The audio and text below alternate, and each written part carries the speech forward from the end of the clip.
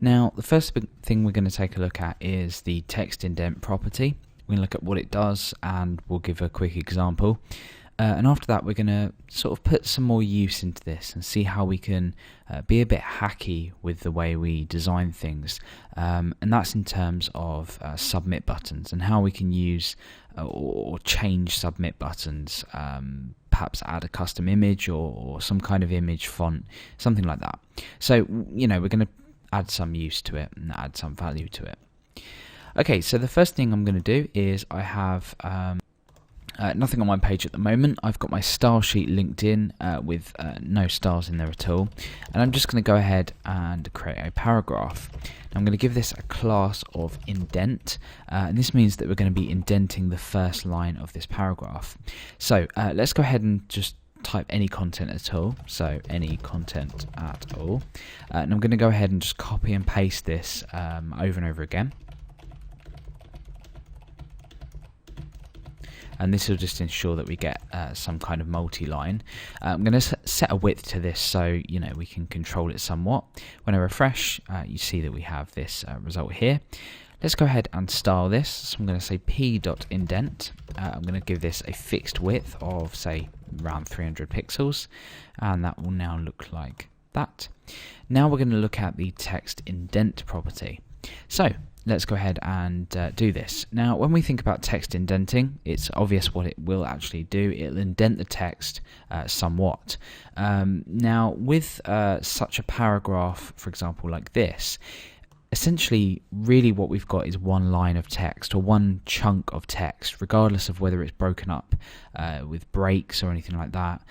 Whatever you apply a text indent to, it will only indent the first line, and the rest of the characters will be shifted over. So, for example, let's go ahead and use text indent on this, and then I'll show you how to make it a bit better when you're applying this to real life. And then we'll go ahead and look at the button example. So there's quite a bit to look at here. So text indent, we can use measurements, we can use percentages, however we would usually specify values. I'm going to go for 10 pixels.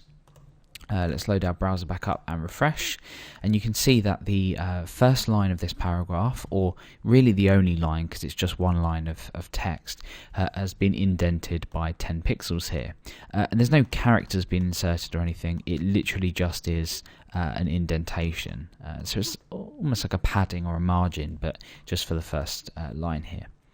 So as I said, this is just one line of text. Now, if, for example, you were outputting an article or outputting some data and you had paragraphs in there, or if you were outputting, small chunks of text in a paragraph, you tend to have perhaps lots of different paragraphs. So, for example, if we had an article, and I'm using the HTML5 article tag or HTML5 markup. Let's say we had lots of paragraphs within an article. Okay, so some more content, and let's just go ahead and copy and paste this. That will do for now. So at the moment it looks like this. We have a couple of paragraphs. Again, we'll go ahead and style these. We're not going to be using p.indent, we'll just say p, or we'll say article p. So any paragraphs within an article, which makes sense. I've already given the example of you may have an article and you may have lots of paragraph tags within. I'm going to set a width to these, so we'll say 400 pixel, make it slightly bigger this time. Now, we might want to apply this text indent to all paragraphs within an article, and that's the correct sort of typographical or however you would lay out, an article way of doing things. So if I now use text indent, that'll apply the text indent to every paragraph within article, and this gives us a nice effect, something that we would usually see in an article with the first line of every paragraph indented. So we don't just need to apply this to one element, we can do this to all paragraphs within an article in this example, or however you feel necessary on your page. So this is a more standard practical use of the text indent property, let's go ahead and look at a more fun, hacky example of using this, and that is with input fields, not just any input field with submit or buttons.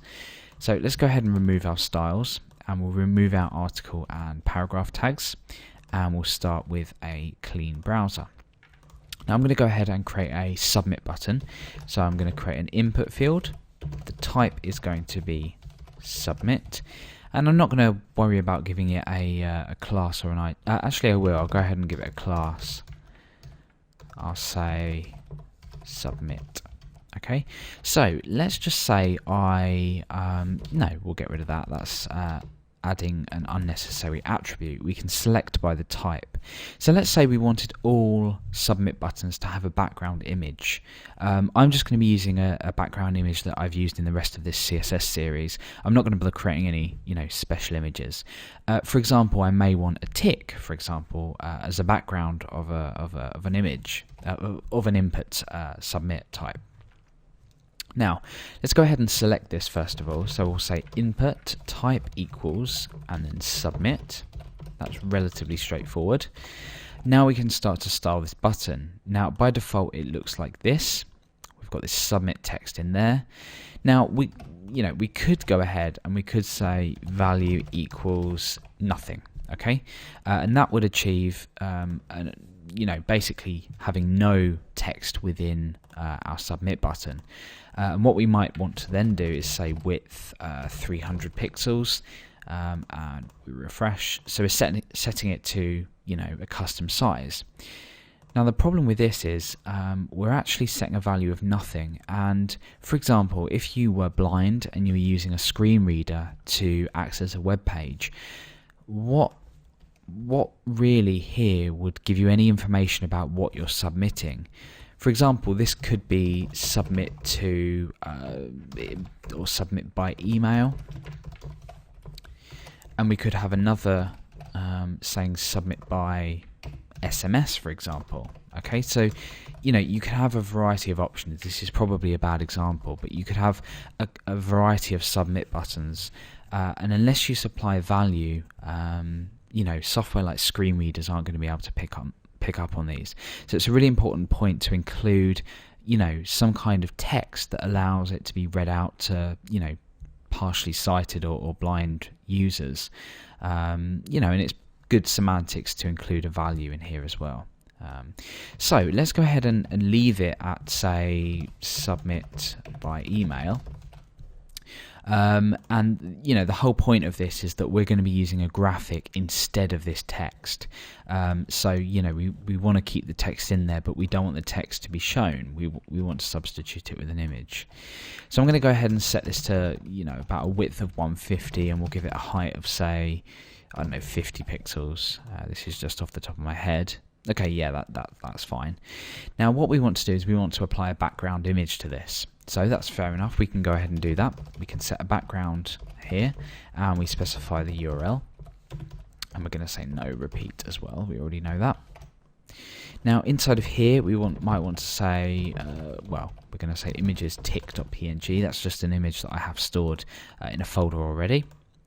Now when I refresh, you can see that the background of the submit button has changed to this tick image. I'll go ahead and set this to 50%, and that's going to center it within the submit button there. Now I need to go ahead and get rid of this text. Well, I can't, because we've already established that I can't miss out this value here. It would be, a mess of accessibility to get rid of this value. So here we can use the text indent CSS property to hide the text, but not actually remove it from the markup itself. So if for example I was to say text indent, I could say minus 1,000 pixels, for example. And you'll notice that what that does is that places it minus 1,000 pixels away, this way, left from where it appears by default. So if I go ahead and inspect this, you can see that we've got text indent. If I remove this property value, it's there, and we can go ahead and we can look at how this works. So we can say text indent minus 10 pixels, for example, and if I press the the up key on here, or the down key. Oh, sorry, I've put intent. Indent. -18. If I press the down key, you can see this start to move away. So you can see how it actually works. It's hiding this from view.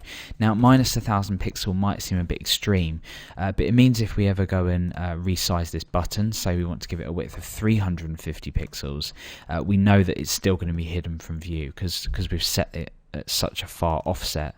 I mean, by all means, this could be 1000 pixels, and that would be 1000 pixels to the right. Either way, it doesn't really matter as long as it's a high enough value not to actually start to appear in your code.